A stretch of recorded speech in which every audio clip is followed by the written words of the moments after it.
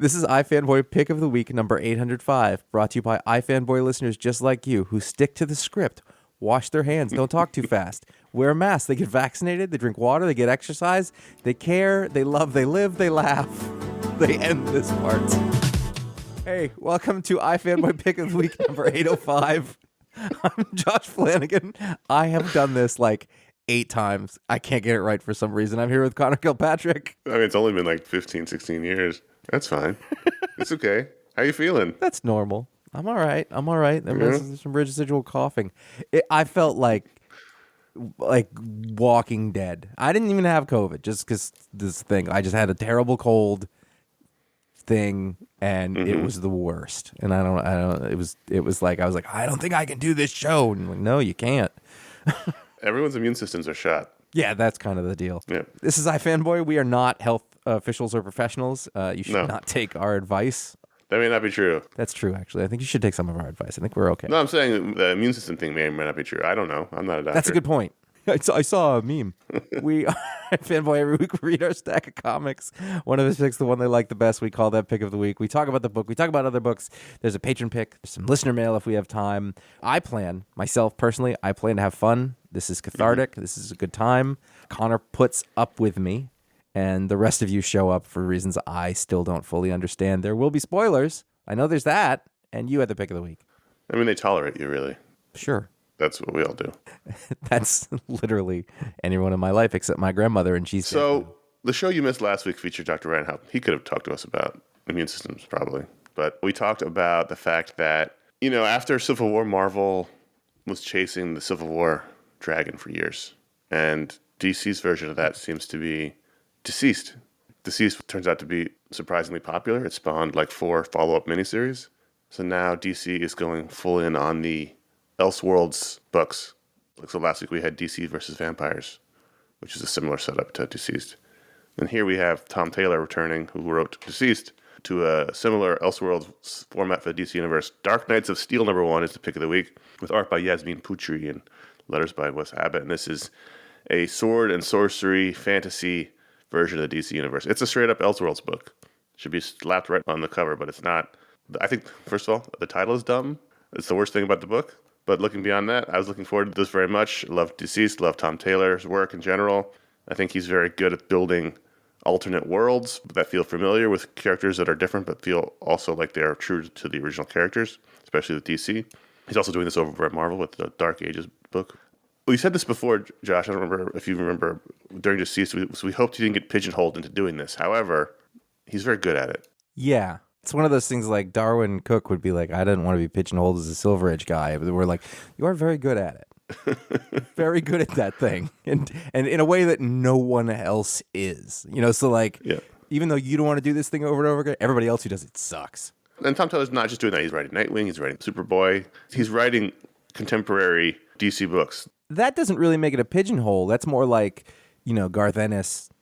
Less so, but he gets to do his war books. That's the thing that he does. Maybe this is the thing that Tom Taylor loves. He can clearly still do the other stuff. For sure. So this one starts off with a familiar scene. Krypton's in trouble. There's a ship. There's Jor-El and Lara's pregnant, and they got to do it for the baby. And the twist here is that the ship lands on Earth, and it's a double twist. Number one, it lands in like a sword and sorcery version of the Earth, and the other twist is that it's not just the baby. It's Jor-El and Lara in a very tight and cozy ship. I hope it wasn't a long flight, because when that door opens, there's no room in that ship. She wasn't pregnant when she got in there. So Thank you. Smells really bad in there. Just terrible. And then we flash forward to much later, featuring characters that are much more recognizable in a feuding sword and sorcery land in which Jor-El and Lara are the king and queens of their realm. Their son Cal is the prince. His Prince Regent Protector is his buddy Bruce, and his, I don't say a butler, but his companion Alfred. And there's another king, King Jefferson Pierce, or King Jefferson, and he has a seer named Constantine. So, all the characters we know and love are here. And first of all, I don't know who Yasmin Putri is, but she I assume, is terrific. Really good art. Really nice style that is recognizably superhero DC-ish, but also has a little bit of fantasy bent to it. Great color. Just a little touch of Prince Valiant that's needed here. Yeah, really, really nice. I've never seen her name before, but wonderful. I'm wondering, as I read through this, at what point you decided it was pick of the week. Because one thing I noticed here is that there's several things that were interesting and unexpected, which, in our game, in the comics talk game, Right. Things that are unexpected are breaths of fresh air, because Yes. there are many, the vast majority of things that happen are quite expected. Yep. And so, the first is that page turn of like, oh, they're in the ship. It's not, that's the difference. Because right up until, what was it? Up until page 4 is just another Superman origin. So I was like, why am I reading Superman origin? And then you see that first twist. There's the castle too. So there's those things. Second one is, I think for me, is Batman being there, but also the presence of that Alfred. I saw that Alfred and I was like, oh, Connor's going to like that. Connor's definitely going to like that Alfred. And then the final twist, and I am going to go ahead and spoil this because I don't know another way to talk about it. Yeah, we give a spoiler warning. The reveal at the end is that Bruce is actually the illegitimate child of Jor-El and whoever Bruce's mother is. I don't remember. Martha, I guess. And that... Martha. And I think that was the part where the writer wisely chose, he's like, you know what, let's break this formula. Let's not make everything completely parallel to what we've already known before. Right. And that genuinely surprised me, although they kind of alluded to it. It wasn't like it was from out of nowhere, but that was what I expected it to be. And that's interesting for all sorts of reasons that we don't need to go into. And then I guess the last bit is that the part that I don't really understand, is that there's no supervillains. All the heroes are fighting the heroes. Ollie Queen assassinates Jor-El from very, very far away with the help of a Green Lantern ring. Jefferson Pierce, the Black Lightning in this, seems to be the evil villain in this. That's or at least he's just the warring king. He's. I know, but in a world where you're used to heroes and villains, yes, that's the slot you put him in for now. He's the antagonist. Yeah. Again, there's all these things that are familiar, but you're on your back foot because they don't quite add up to what you are used to seeing. And I find that very interesting. That's the strength of the Elseworlds, is that it takes the familiar thing and puts enough twists on it to keep it on your toes and unexpected. I think a lot of times, though, where they do that, it's interesting, but they still follow the script for the most part. The heroes, and the relationships are the same, and it's really like about adjusting. A lot of times, the ones that are fine and they're fun, but they don't really stand out, as they adjust the lens a little bit to be like, yeah, but here they all have swords. And other than that, it is pretty much the same. And this is a different structure, and I think that's interesting. And I said at the beginning, I think Tom Taylor clearly puts a lot of thought into this world he's building. It feels like these are fully fleshed out, ideas. He's got a board somewhere with the whole map of the realm. It feels deep. Batman has his Robins, but they're all little spies, much like the Sparrows in Game of Thrones. They're Dick and Duke and Stephanie and Jason, and who else is the other one? That's it. Those 4. Then there's a secret one that's in Jefferson's court, which I assume is Damien. Or not Damien, because Bruce was too young for a child, so it's probably Tim. Or it could be Cassie. Could be anyone, really. So many of them. Right. But it just feels like there's a fully fleshed out world. The interesting relationship between Clark and Bruce was fun. They are like brothers and friends. They butt heads, and then you find out they actually are brothers. Bruce is the protector of the realm, so he's going out to investigate this rumor of a assassin coming for Jor-El, and Clark wants to come, but he's the prince, he can't come. But turns out Dinah's the would-be assassin, and there's a little fight scene with her, and that was fun. And there's all kinds of interesting twists here. Harley Quinn is the actual jester of the court, because can't have DC stories without Harley Quinn in it. And you're right, the ending, the assassination of Jor-El by Oliver Queen was surprising. Yeah. And it's a 12-issue miniseries, so there's a lot of room to play here. And I think you bring up a good point, is that we've talked about Tom Taylor's work a lot. We've talked about Tom Taylor's Elseworlds work a lot. It's such to the extent that I don't know that there's a heck of a lot to say sometimes. But I think that we always talk about his strength of characters. He just really gets the core of who those folks are, and he makes them fun to watch them interact with each other. And because he takes them out of the context of everything, we don't have to deal with everything else, so we can just enjoy those relationships, even if they're in different clothing. In this, I think that you were talking about it, is that there's an incredible strength of plotting, which is probably always there, but really just in terms of story structure and putting everything in a way that brings something new to the table, it is really strong. And I think that we probably don't even talk about that part enough, because we're just like, isn't it great to watch Ollie and Dinah together? Which gets you a long way, but it only gets you so far. It doesn't get you to stick around forever. You can't, trust me, you can't make a career on having fun dialogue and not knowing how to plot anything.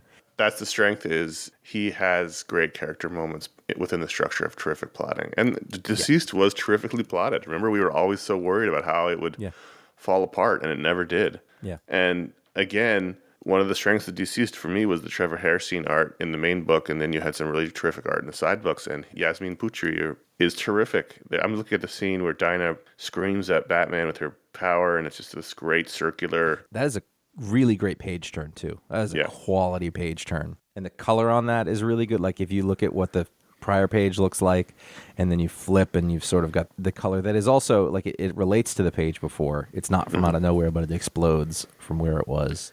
And look at the previous page with that great down angle from the rafters of the room with Bruce holding a sword over her. There's a crucifix sort of image there that you're kind of half aware of. And even before that, the page before, where he's walking through the Robins and grabbing his sword from his back. This is a really terrifically drawn book. In an age where we've talked a lot about how, in general, across the board, art seems to have dropped off a bit. Every once in a while, someone who's you're not familiar with shows up. You're just like, damn, who is this and where have they been? I think we're not lacking for people with really beautiful styles, but now that you are mentioning it, if you go through this from just looking at it from a composition and storytelling standpoint, there's an interesting camera angle on every single page, if not more than one. It's very cinematic. It's very well constructed. The first page, the one before the explosion, is page 16 on the digital reader, where he walks in on the sleeping, and the sword comes across two panels and points down to her face. Right. And then just beyond that is the Batman silhouette. You know, the light is coming in from the side. You go to that next panel, there's, like I said, there's a crucifix image. And Batman here is the unknown son of the king superhero. There's a lot. It's pretty great. Yeah.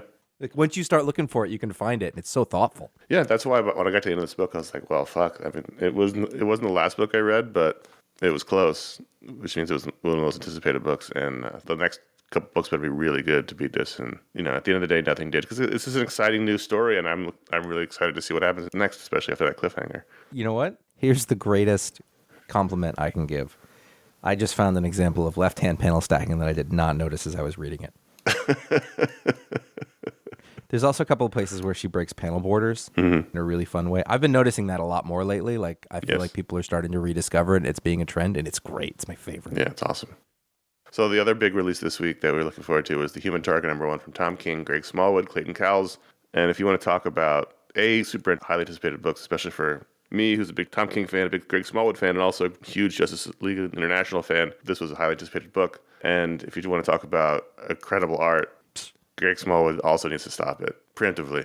He's the only artist I can think of that I have picked up books that I had no intention of reading, just to look at the art. And so what's interesting is that in the time since I have been on this show, I put out a rather long conversation with myself and Tom King. That's right. I did that on Tuesday. It was actually the last thing I got the cold right as that was sort of happened while I was talking to him. And I had no idea that this book existed, nor did he mention it. And so we did not talk about this book at all. It was like the next day on his Instagram, he's like, you know, this is finally coming out. And I was like, oh, did they just renounce this? I was like, no, didn't talk about it at all. So we're going to talk about that podcast. We'll mention that later. Don't look for anything on this book in it because it is not there. Sorry. That said, so the next day, like, I had this great conversation with Tom, and then I saw the book, and I was like, this book looks great. I wish I'd talked to him about it. So I got my anticipation way up to start reading it. You know, it is much like a first issue for Tom King's books, and I think that's pretty true across the board, other than Supergirl, and probably Superman. You know, we don't know a lot about what's going on here, other than it seems that Christopher Chance, who is the Human Target, is dying. He's been poisoned and doesn't know by whom, doesn't know why, and doesn't have a lot of time left. I think they do a fairly good job of setting up sort of the stakes and what's going on. And I think the thing that I don't know is I don't actually know anything about this character. Like, I personally don't really have a lot of experience with it. You know, the look of it gives me an instant sort of feeling, and obviously there's a sort of noirish element at the beginning. But that's kind of all I know. You know, when they switched to Justice League International, like, I really only have a vague recollection of that. You know, I know what it is. I know when it happened. I know the characters, and I know the tone of it, but I don't remember any of the details of the story or anything like that. Right. But in terms of setting up who the guy is, what he does and where he fits in the DC universe, I think that was really well done. Yeah. A lot happened in here. You had a Dr. Midnight scene. I was like, all right, he's kind of a hero. And Lex keeps referring to him as one of the superhero guys, and his friends are the superheroes. But he's also doing this job for Lex Luthor, So he's mingling in different worlds. I mean, he's not really a superhero. He is just a guy who you hire to be your body double. He's the human target. If someone's trying to kill you, you hire him. And It's pretty straightforward. Double you perfectly and then uncover the plot, move on to the next job. He's had 2 TV series in the course of my lifetime. One in the 90s and one probably about 15 years ago or 10 years ago. Right. Pete Milligan did maybe the only other series of this I've read. The character's been around for a while. So they didn't rip this off from us. This isn't a thing that we came up with for a patron. No, they did not. Because it sounds like it when you describe it. And No. I'm like, oh man, I wish I'd thought of that. So while he might technically be a superhero, I don't really consider him like a superhero. I mean, he's a hero. I think I mean with like the crowd that he runs with. Yeah. Like it's more like he's like a Constantine kind of thing, or at least the old version of it. Like, yeah, for sure. He's someone on the edges. Call them. And, if someone's trying to kill Lex Luthor, he'll double Lex Luthor, and that's fine. And how he ties into the Justice League International, we'll find out. The only tie-in is that the poison is from this planet, this radiation from this planet. The only people that on record ever gone to the planet were the Justice League International. So someone must have poisoned him from the group, and we see a group shot of all the suspects. And this is sort of your mid-range team, not the original team, Justice League International, but not the later team. So this is sort of your mid-range team. That means Tom King's going to do some Mr. Miracle writing again. Yeah. Let's talk about Smallwood. He doesn't work a ton, so it's not like we're talking about it all the time, but whenever we do, we always are talking about it when we see him. Just amazing. Last thing I saw of him was he had that short story in the Batman Black and White, but also there was that Nick Fury story, the MODOK Nick Fury story that we read. Yeah. Okay, I remember that now. In 60s Vegas, in that other anthology. Yeah. Oh, okay. There was a James Robinson Nick Fury story that I mix up with that, but I know. No, it was the one that was in that anthology, which I can't even remember what anthology it was. Remember MODOK was gambling at the table? Yeah, kind of. Yeah. So, I mean, when we're looking at this book, I have a hard time reviewing the book because it looks like this. And so, like, how was the story? I was like, I think the story was pretty good. I think it was well done. It's a fairly straightforward, version of the murder mystery kind of thing that Tom King does. And it's this noir thing. And I think it was good. I wasn't lost. It certainly wasn't to the extent of, like, the first issue of Rorschach. And I was like, I don't know what the fuck this is. Right. And so, like, I get it. I get exactly what it is. But the art is so amazing that I was like, I don't know. It seems like it's pretty great. But I couldn't tell you. It's like you've met a beautiful person. Like, what were they like? They were so beautiful. You don't remember anything else about it. That's what this art is like. I know I just mentioned him before, but like, it's very difficult for me to not connect Darwin Cook to this art. Oh, it's a very similar aesthetic. It's not similar style, but similar aesthetic. It's not a similar style, but like, it's not like if you substituted Darwin's lines for the lines that are in here and you put those figures in, like, it doesn't look unlike one of those books. Like, this looks like a book that he would do in composition. There is a simplicity of line. There's a little extra added to it that Cook didn't do. And there's pages that he wouldn't do in here, but there's a lot of them he would. There's like, this doesn't not look like a Parker book. Right. It was especially true in that Nick Fury story, which was in that Marvel. Remember the Marvels anthology? One of them was the pick of the week. That was the weirdest Nick Fury story was. It's nice, thick lines. It's more of a realistic style than Darwin's, but it's not photorealistic. It's also cartoony. Graphic, though. Yeah. Like, it's very graphic and design heavy, but he goes both ways. Like, if he needs to do that design thing, that cartoony, make you feel something with an image with its big pieces to break it down, he can do that, but you can turn a page and all of a sudden you have a photographic style which roots you to the earth in a different way. So the page where the car, it's a full page of the car crashed up against a tree. Right. It's telling you a lot with an image. It's not so much about the realisticness of the car. The car is fine, but if you look at the trees, they're very impressionistic. All the colors are kind of all over the place. Then you go to the page that is the group shot of the Justice League. it is both indicative of who's the artist. McGuire. It's McGuire that influences there, but also is drawn such a way, and McGuire did this, that they look like real people. So it looks like people in costumes, like real people in costumes. Right. So he's taken it both ways. He's done that graphic thing, and then he all of a sudden like roots you on the ground again with a photo that looks realistic. And that's really interesting. That is a skill. There's no one else who draws like him that I'm aware of. One of the things I really like about his style is that it's tactile. Yeah. It's not as tactile as, say, Isad Ribic, but it's like you can see the shading marks of the pencil underneath the colors. Yeah, I found myself wondering if it was digital in some of the instances. Like, and if it is digital, then he uses the digital tools in exactly like he. Yeah, I think it is. And by pencil, I mean the digital pencil. But I think I saw he had posted a process thing a while back. Like, here's all the steps it takes, and it's very complicated. The steps. You know, like you said, nobody draws like him, and you're not wrong. But like, it feels so familiar. Like I feel like I've seen a ton of his art, and I haven't. You know what I mean? Like it's like comfortable clothing. It just feels like it is what it's supposed to be, and it's right there. But you're right. There's several styles in this issue. There's like 3 or 4 different styles he uses. But they mesh, and they're subtle. And the colors are so good. And I just looked to make sure, and like he did the colors, but he did all of it. Everything is so iconographic. It's beautiful. Beautiful. Look at the alarm clock on page 3. That shot of that alarm clock puts me in a time and a place more than anything else in the book. That kind of clock. Yep. I still have a hard time being like, here's what was good about the construction notes. Like, it just made you feel a way as you went through the pages, and that's what made it work. And in this case, you know, Tom's best move is probably going to be to know where to get out of the way, which I'm sure he does with other people. But with this, it's just like, draw the thing, do the thing you do really well, and we'll fill in the blanks. Yeah. It's terrific. And it goes without saying, but Tom King's very good at working with terrific artists. Yeah. Oh, yeah. His whole stable's terrific. Let's switch gears and talk about Batman, Superman, The Authority Special #1, written by Philip Kennedy Johnson, and art by the artists we just mentioned, and previously Trevor Hairsine, and also Ben Templesmith, depending on which part of the story you were in. And not expecting a Ben Templesmith superhero book from DC this week, but B, Superman is just a goddamn mess right now. I knew this was coming. I don't know if you have been reading all the issues or reading everything, but it came to a head on a show you weren't on recently. Not last week, but before that. So I don't know if you're behind or what. I show up when I want to. You can't control me. I'm a drifter, baby. I was born to walk alone. A loner, Dottie. A rebel. That's right. The show you weren't on was the finale of the Grant Morrison miniseries, which we thought was out of continuity, but revealed at the end it was in continuity.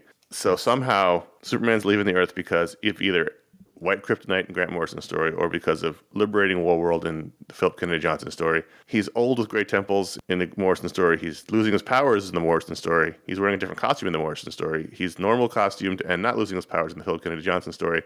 And yet they apparently all are taking place concurrently in the same world. So you figure it out. Either way, he's leaving the Earth with the Authority on his side. But before that, they're just stringing this out. Before they leave, they have a little adventure with Batman in Shadow Earth, which is the terrible, evil Earth. And I thought this was, like, for what it was fun and it looked great, but like they're fucking Superman again for no good reason. The biggest problem from here seems that part, the Superman sort of like the inconsistency seems to have come mostly from that miniseries, that Grant Morrison miniseries drawn by, who drew it?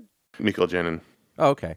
I'm guessing that was like, they were getting those pages like, this doesn't match. And it was like, we don't know what to do. And so they just kind of went with it. Or maybe that wasn't supposed to be what it was in the beginning. And then by the end, they decided to fold it in. And that's why I don't know. But everything else seems to be relatively consistent. But I was confused. I think I asked you about it. And you're like, I was like, what the hell's going on? You're like, he's going to Warworld. I was like, oh, right.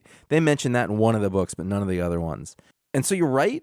And they're botching the rollout of Superman leaving. Yes. But push that all to the side, and this is kind of an interesting one-shot story. That I liked the issue. It's just yeah. But I think that's how you have to take most of this stuff.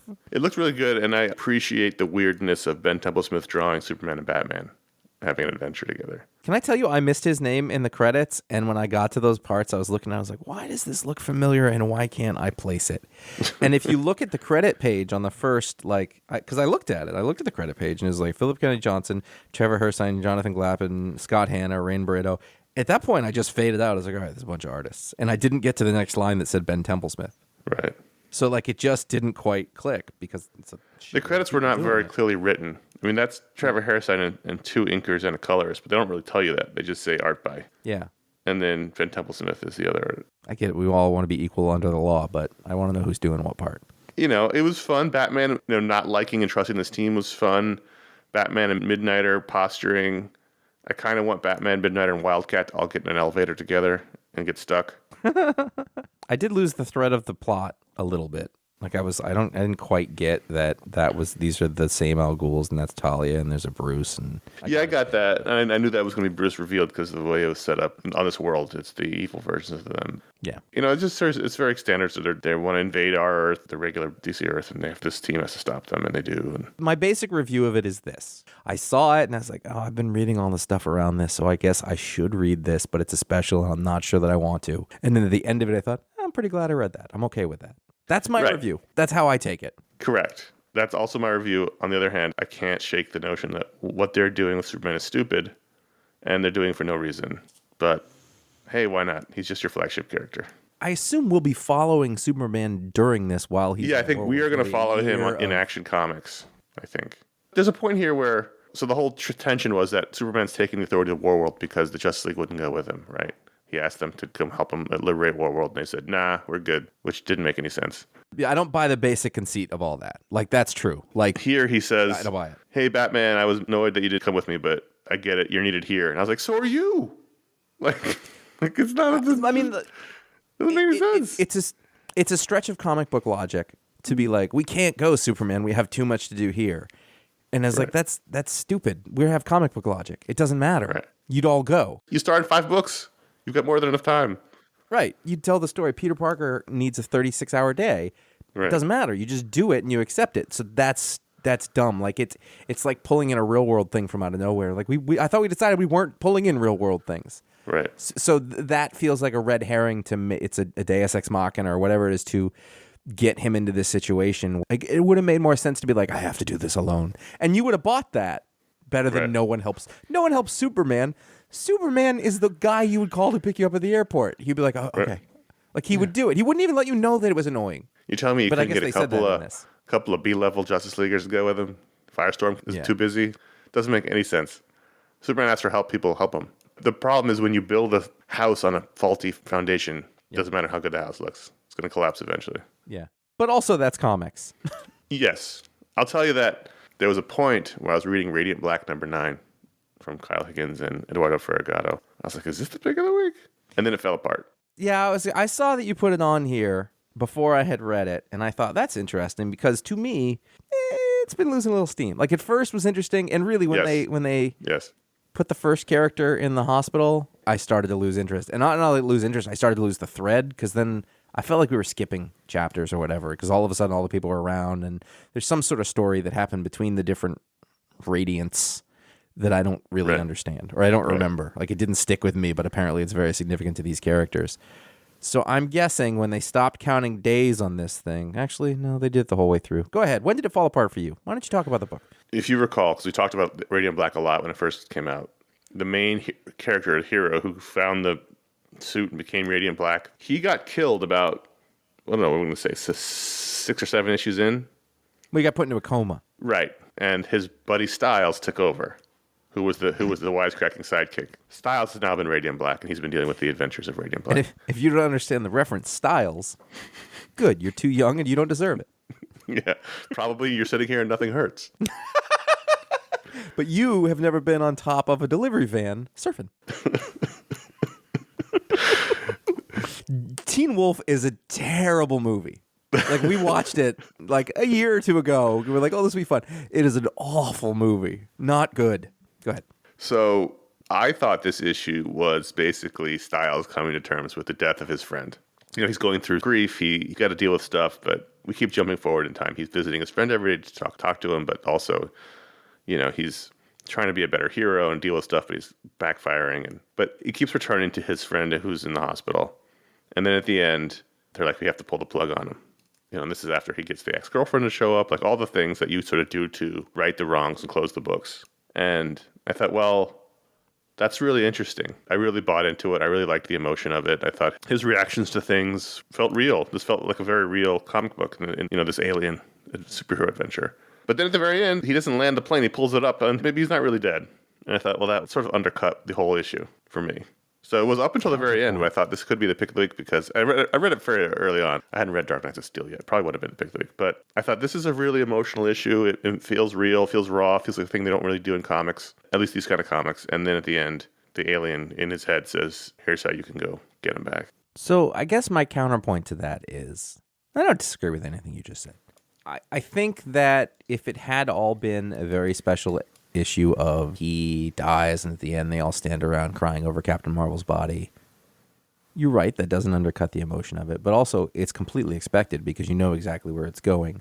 So if the twist is, as you say, very good metaphor, pulling the nose of the plane up, I'm kind of okay with that because like what's interesting is I don't like this Styles character very much. However, no, wait though. However, he does the thing that I do admire more than anything else is that he is the best friend. He's kind of a fuck up, but he loves his friend and he will do anything for it. And so even though he seems to be this, sort of self-involved loser, like the one thing that he has for him is that he loves his friend, and that makes me love a character. And so if he gets the opportunity to save the friend and do it, like that's the ultimate thing you can do for it. So I don't think that is a bad choice plot-wise. Also, I need the story to, like, I want the story. I don't want this to go on. I don't know if this is supposed to be an ongoing, but wrap it up. So, like, if that's sort of part, like, the things that he's doing on his own as this Radiant character, I don't care about. And so, to me, the crux of this book seems to be about the relationship between these two people. So you can kill it and have that be the end, or you can find a way to bring it back and keep, change that dynamic, but at least they're together. I don't know. What I do want to respect, probably more than enjoy, is I think that a ton happened in this book.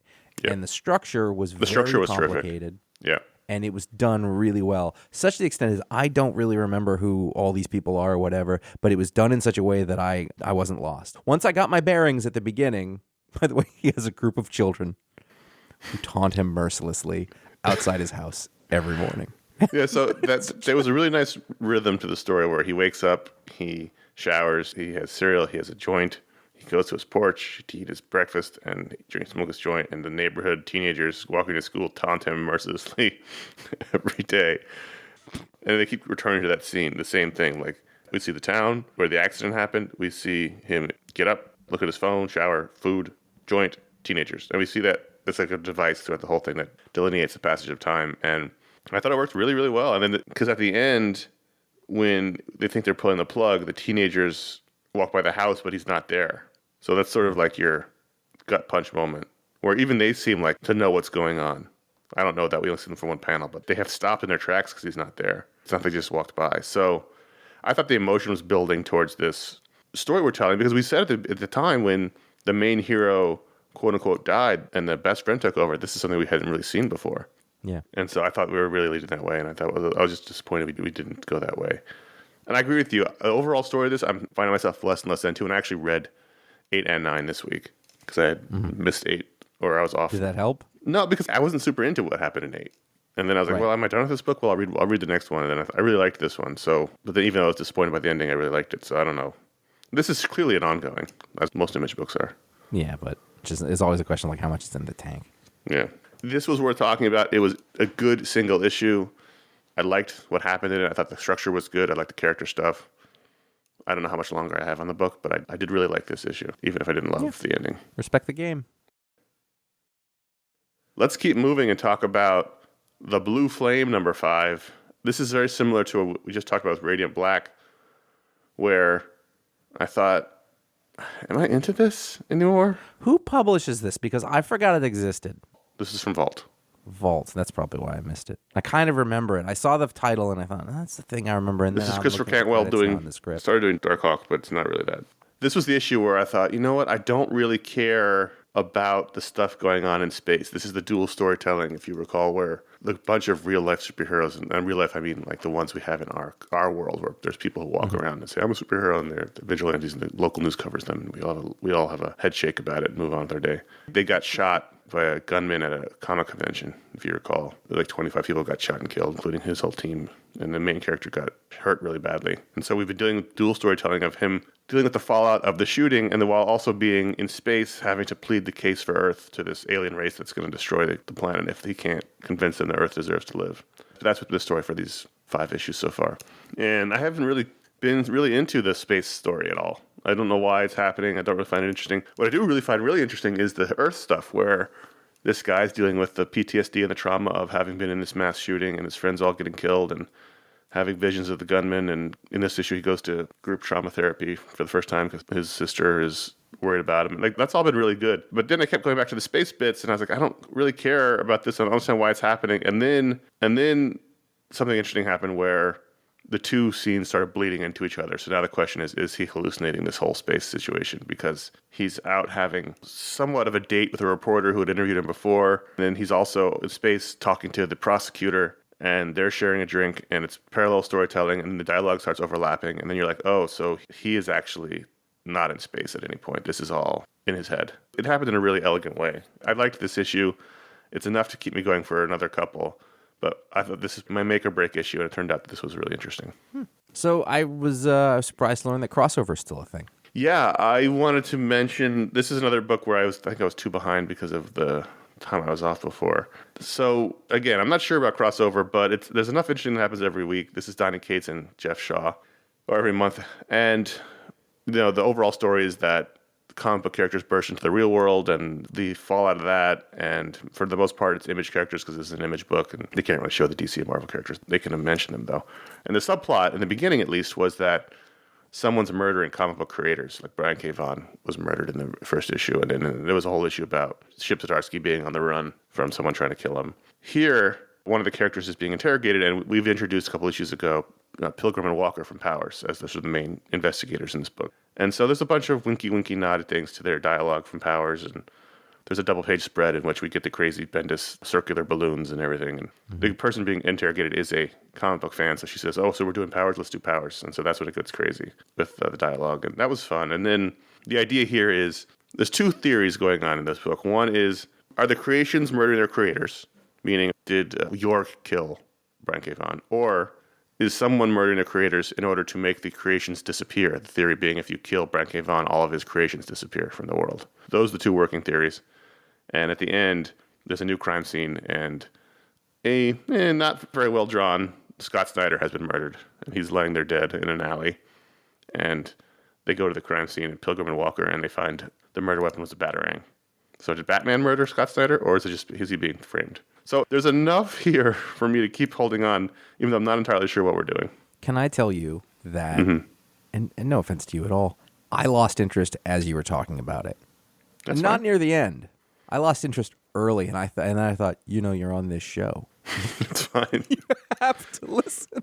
You don't like the meta stuff, that's totally okay. I don't at all. This is all like, yeah, I don't dig it. Which is interesting because it's different than over in, we are talking forever about each book. We must have missed each other. Over in the Rorschach book, and then in Hey Kids Comics or whatever, it was just like, I cannot get enough of old Frank Miller and Otto Binder and, Roy Thomas being it. Like, I'm cool with that. Like, talking about the current guys and all of the comic dudes who know each other doing themselves in stories, like, I don't know, it bothers the shit out of me. And I'm not even saying it's wrong, I'm just not interested. Superman 78, number 3. You were super excited about this book, and we never got a chance to talk about it, and I read all 3 of them this week beforehand, and I wanted to, like, did it live up to your expectations? The Batman 89 did not. Yeah, this is the much stronger of the 2 movie tie-in books. My only real criticism is that I don't know that we've moved far enough along in the story, considering we're 3 of 6. Yeah. But I got a big kick out of Gene Hackman and Lex Luthor this week. I gotta say, I enjoy the heck out of this. Like, I was like, it just looks beautiful. Yes. Again, it's one of those things like, I honestly don't even know if it's good. I just like hanging out in it. Not in our town, Jack. Yeah, it's just Superman in a certain form. If I were to go through and review the script and actual structure of the Superman movie, I don't know what I'd say. It doesn't matter. But in terms of a package and a thing that made me feel a way, I think it's super fun. And they did a thing that they couldn't do in the movies, but not outside of the tone at the time, but not outside of the tone of what the movie is. And I'm cool with it. Yeah, Superman gets taken by Brainiac and gets zapped down into Kandor, the Bottle City, where he finds his family. Jor-El and Lara are there. So Marlon Brando and the actress who played Lara, and Superman puts on the white suit of Krypton. And are there any areas where we can see whether or not Jor-El is wearing pants? I don't think we can see that. He's just wearing a big old muumuu. Yeah, because he's not going to work in pants. That's what I not. know about Marlon Brando Jor-El. And he's going to read up cue cards. He's going to make $50 million. Yeah. That's fine. And he's going to say Krypton. Krypton. So, are you still on the silver coin? The silver coin number 6 came out this week. It's such a weird thing where, like, it's just this list of more or less top tier writers do a story. Michael Walsh, runs the whole thing, and he draws it. And I've been looking at like the lineup of who did it, and I was like, it's this weird like clubhouse thing with a high level of talent. But I think what's just on, we don't want to go on forever, but like this one's the Joshua Williamson story, and if you only know Josh from his DC work, he seems like a guy who just does great DC work, and that's his thing. But the fact is, he's actually a really good genre writer. And he, like, if you look at his indie work from before he really hit it in the mainstream part, like, he's all over the place. He did stuff of many stripes, and I kind of forgot that. And I was like, oh, wow, this is a talented dude. And I think that it's the opposite. The consistency of this, it's always the other way around. It's always one writer and many artists to do this kind of thing. And this is the opposite. Right. And the artist is the one who is, the creative force behind it. And even though this isn't like my favorite kind of thing even, but they're nice quick hits and you sort of get a different feel and it's enjoyable. This is the 80s arcade one. Yeah. And they cut at one point, and she's not even a character. They cut at one point to some girl, playing a video game, and she is dressed in her like 80s thing with her short hair. And I just thought, I love you. And it was just like a sense memory of a time that I was like, I think that's the platonic ideal of beauty. And it wasn't even a character, but I was like, well, I know exactly where they are right now because he's the same age as us and grew up in the same kind of thing. And it's an anthology about a magical cursed coin. And here, a kid at an arcade is constantly being bullied by I want to say cooler, older kids at the arcade, but the air quoting cooler, finds the silver coin in a fountain and uses it to play the fighting game that he keeps losing at. And it turns out it all goes wrong for everybody. But I thought this was, it's on the edge of being slightly more gruesome than I care to read, but I liked it. I thought it was good. Well, that gruesomeness worked in the context if we were talking about, like, I mean, I'm sure you do, but when Mortal Kombat came out, that was a thing. Like, that was a world-changing event in a way that I felt it at the time, though. Like, this is different. And, like, we've seen what video games happened after that. I don't know if people can realize, but, like, I remember that summer, and I was 12 or whatever it was, or 11 or 13, whatever is right in there, exactly where this character was. And they just took that in a slightly different, interesting place. Again, I think this concept is going to get old at some point, but I'm not there yet. And I'm surprised about that. So I like that. So we talked about the books we wanted to talk about. Let's talk about the Patron Pick. Patreon.com/iFanboy is the place where all the patrons who are signed up can vote to add a book to the rundown. And this week, the overwhelming favorite by a wide margin was Newburn #1 from Image Comics, written by Chip Zdarsky, drawn by Jacob Phillips, and a backup story written by Nadia Shamas, and art by Ziad Yusuf Ayoub, letters by Frank Svitkovic. I was surprised to see another Jacob Phillips drawn crime book come out, considering he's also drawing That Texas Blood right now. I don't actually want to give away my review, but here we are. What I thought was, oh yeah, that's a much better script than what he's been drawing before. And I like That Texas Blood, but I was like, there's the difference. You know what I mean? Like, it was a much stronger script, and it also made him, we can get into it, but it made him have to work harder than I think he has to work on That Texas Blood. Because That Texas Blood is a lot of like dudes standing around thinking. Yeah. In this, he had to do a lot more things. I don't want to denigrate That Texas Blood. I do like. No, I don't either. And that's the point. I like that book a lot, but the contrast was pretty stark, I think. And I'm talking about a book that I like. There were some things about here I didn't love, but Newburn is a story of a PI, or I guess he's a PI, named Newburn. Yeah, they call him that. But he's an ex-cop who does PI work as a neutral party for all of the crime families in wherever they are. New York. Which is a damn fine concept. Yeah, so he comes in this issue, a super low-level person in a crime family is murdered, and so he gets called in by the boss to investigate it. He's the one that sort of keeps the peace between the families. He's the UN peacekeeper right. of crime in this place. He's the... And this is basically a one-shot. Impartial arbiter. Is it? The book isn't, but this story is. It's all wrapped up in the first issue. Yeah, where he solves the crime in the first issue. It's not like we're going to follow this for 6 issues, at least not in this form. And so he figures out that this was a drug deal gone bad, and the neighbor was in on it, but he hires the neighbor to be his assistant. And it's all wrapped up. My only 2 criticisms, and they're fairly minor, is one, it happened very quickly.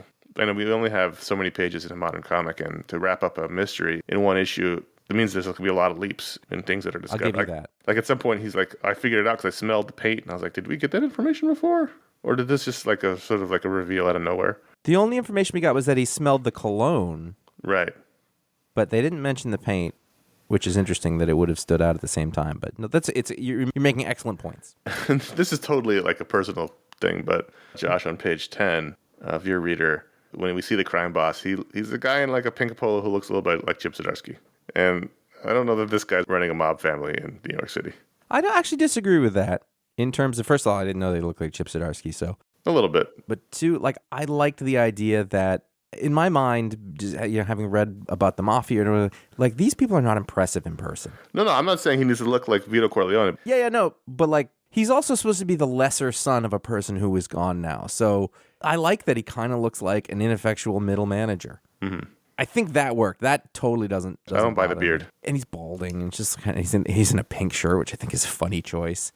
I think you're right. It goes really fast, and I think that I also, because I started off talking about the other book, like, you hold Chip Zdarsky to a different standard than a guy who's on his first series. Yep. Meaning that, like, Chip's gonna have the basics down. He's gonna be good at those sort of building, and so, like, then you have to find other problems with it. Whereas sort of newer people, you can sort of just find whatever it is to enjoy in it. You go, man, this dialogue is great. The tone is set really good. I'm not sure what's going on here, but whatever. It's just a different sort of set of expectations when I walk in if I know there's a veteran doing the thing.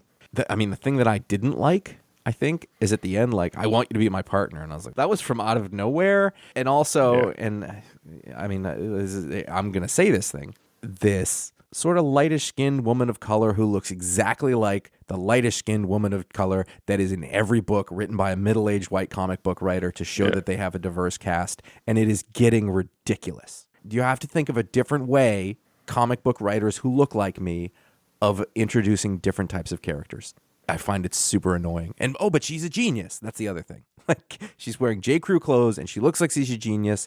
And it's just this one stereotype that we've developed in comics that is very obvious. I didn't love them making her the partner bit. I liked everything up until this final scene where the reveal happened. Like, that's where I was like, the crime was solved very quickly and conveniently, and now this woman with the gun to your head is going to be your partner. I always find it more interesting when you just have the solo investigator who is dealing with all this on their single shoulders by themselves. I think it would have been more interesting maybe that instead of that final panel of I want you to work with me, it was, like he comes in, I know that we're rewriting a thing that happened, which is stupid, I'm sorry. But he comes in and he just is like, I know you did it, and then walks out. So then you've left an open thread. You know what I mean? And you know that character is going to come back in, but maybe you don't say it out loud and tell us with a big smile on your face like it's the last shot in a TV episode. Mm-hmm. You know what I mean?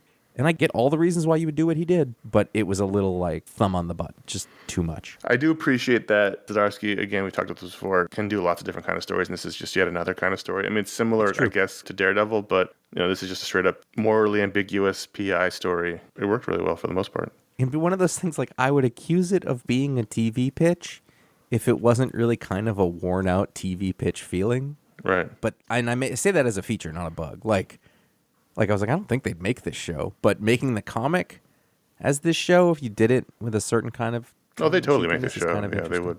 Yeah. I mean, like, the pitch is good. This is a very, very minor criticism. This is on the very first page when he's walking into the building and the one cop knows who he is and the younger cop doesn't know who he is. And this is such a minor thing, but this is what happens when you don't have an editor. Or is there an editor? Oh, there is an editor. Well, she didn't catch it. Is that the young cop calls it the 72nd precinct, and that's not how cops talk. They would be the 7-2, but that's fine. It's minor. Something this week that I read where the word balloons were wrong. I don't remember what it was. I just noticed, and I was like, wait, the wrong character's talking here. And it was like Clayton Cowles who lettered it. It wasn't any of the ones we're talking about. Sorry. Nothing to do with anything, but I noticed that. And no one caught it. Ratings. Newburn number 1, 4 out of 5 stars. Newburn number 1 rating for Josh Flanagan, 3.5 stars.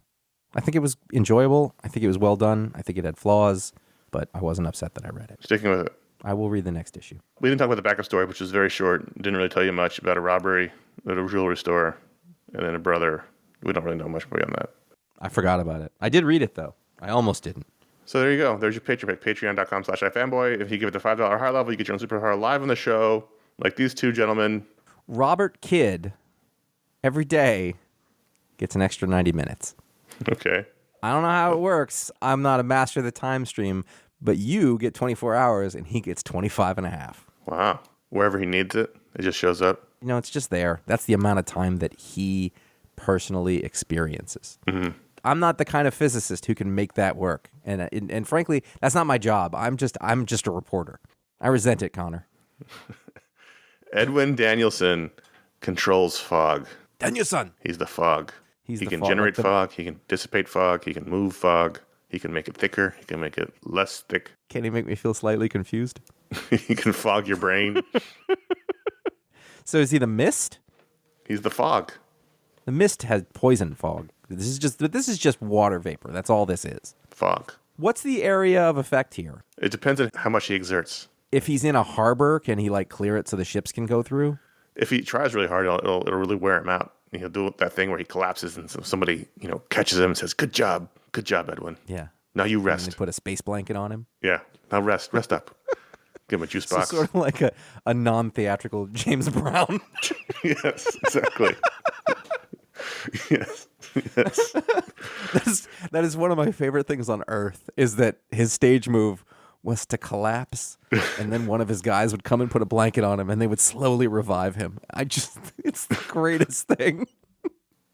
And he would walk off stage, and he'd be like, "Oh, the funk got me too much, because it was the one."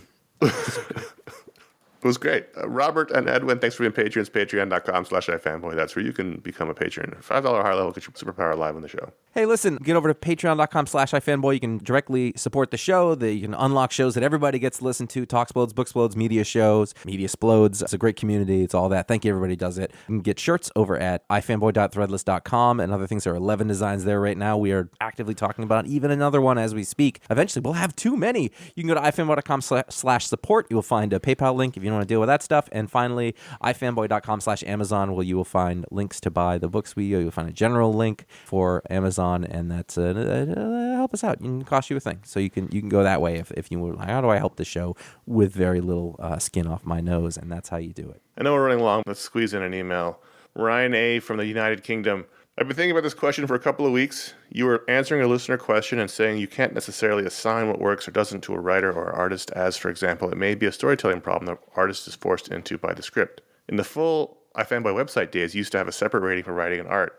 As more experienced and thoughtful comics readers and critics, do you still think it's possible or fair to separate these things out into two ratings? That's a really good question. My instinct, when you say it, is to say no. But my more thoughtful, when I have a second to think about it, is that there are still things that you can sort of separate. So here you go. Story doesn't necessarily mean the writer. You know what I mean? Art does usually mean the art, but I don't know. I don't have an answer for that right now that I'm thinking about it. What do you think? Yeah, my answer is yes, you can. I mean, I think they can both be true. I think you cannot know who's responsible for what, but at the end of the day, all you have to go on is the final product. It's just like anything, really. If you talk about an actor, did the actor do a bad job, or was the direction bad? We'll never know, but all you can go on is what you see.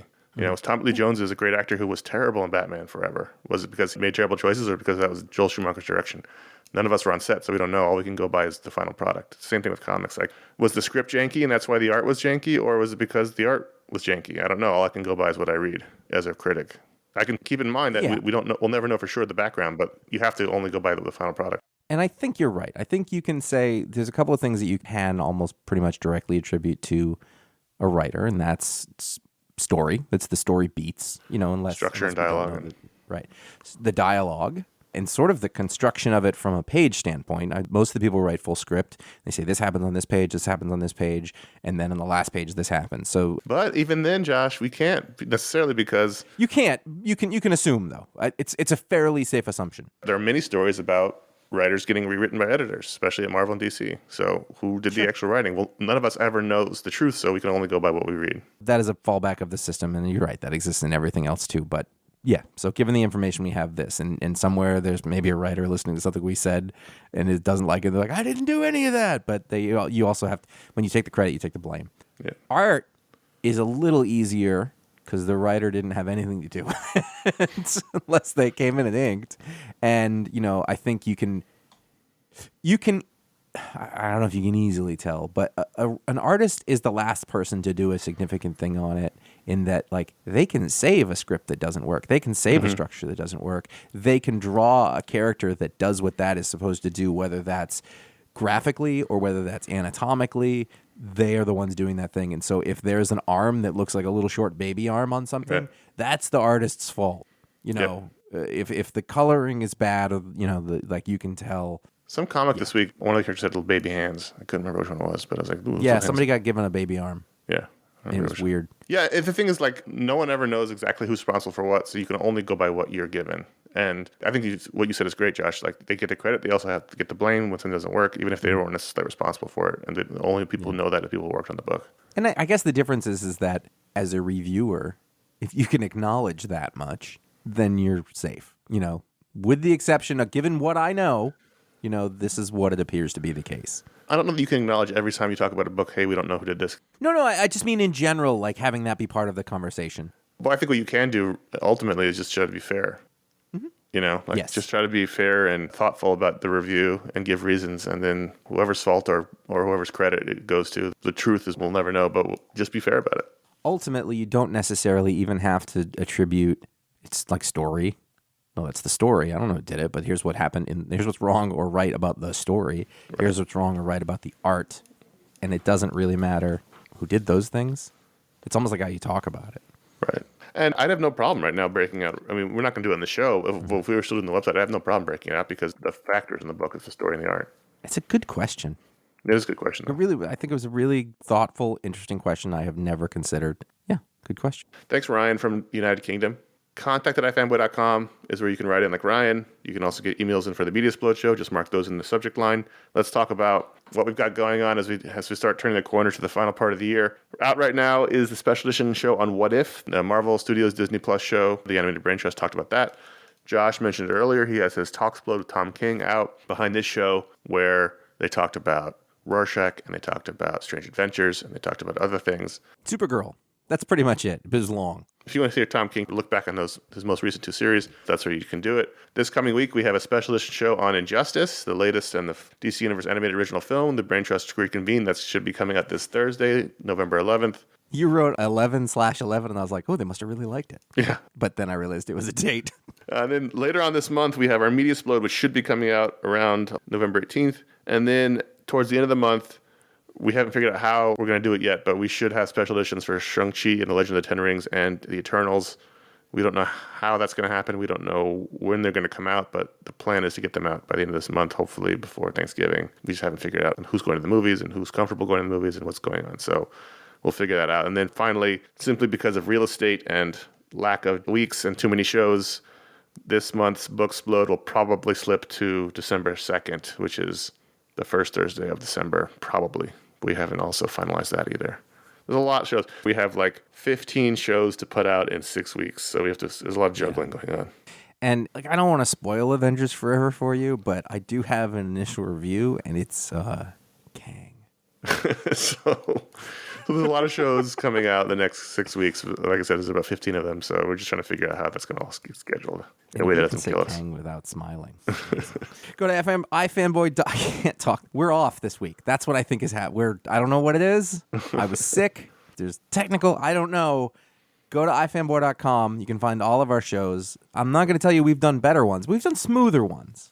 But they've all got their charm, I think. You can find all the writing. You can find all the reviews. You can find, hey, you guys did break these out, and how dare you give 3 stars to the artist and 5 stars to the writer, and or vice versa.